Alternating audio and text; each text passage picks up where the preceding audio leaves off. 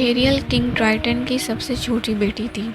खूबसूरत ज़ेरियाब दुनिया में रहती थी, लेकिन इसका दिल कुछ और चाहता था। वो खुशी की दुनिया को देखना चाहती थी। एरियल पानी में आराम से तैर रही थी और उसके लंबे सुर्ख बाल और चमकती सब्ज़ दुम थी।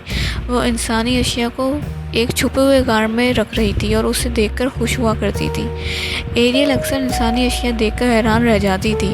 एक दिन उसने एक कांटा उठाया और उसे गौर से देखा, फिर उसे अपने हाथ में घुमाती रही। वो गार के दरवाजे की तरफ तैरती और पानी की सतह की तरफ हसरत से देखती। एक शाम एरियल ने एक बड़ा जहाज समुद्र पर चलते हुए देखा। रात का आसमान साफ था और सितारे चमक रहे थे। एरियल चट्टान के पीछे छुपकर शहजादा एरिक को देख रही थी, जो जहाज़ पर खड़ा समुद्र की तरफ देख रहा था। एक दिन तूफान आया और जहाज़ समंदर में फंस गया। शहजादा एरिक बेहोश होकर पानी में गिर गया। एरियल तेजी से तैरती हुई जहाज़ के मलबे में से एरिक को पकड़कर ले आई।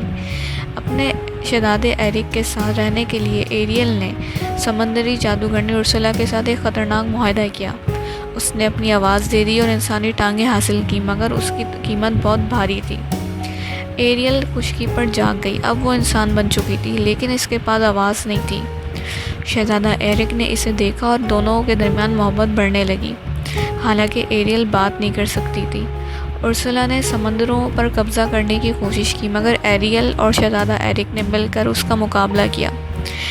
एरियल ने उर्सुला की तवज्जो हटाने के लिए पानी में तैरना शुरू किया, जबकि एरिक ने एक जहाज़ के जरिए उसके खिलाफ लड़ाई की। उर्सुला की शिकस्त के बाद किंग ट्राइटन ने एरियल की सबसे बड़ी ख्वाहिश पूरी की। वो हमेशा के लिए इंसान बन गई और अपने शहजादे के साथ खुशी खुशी ज़िंदगी गुजारने लगी।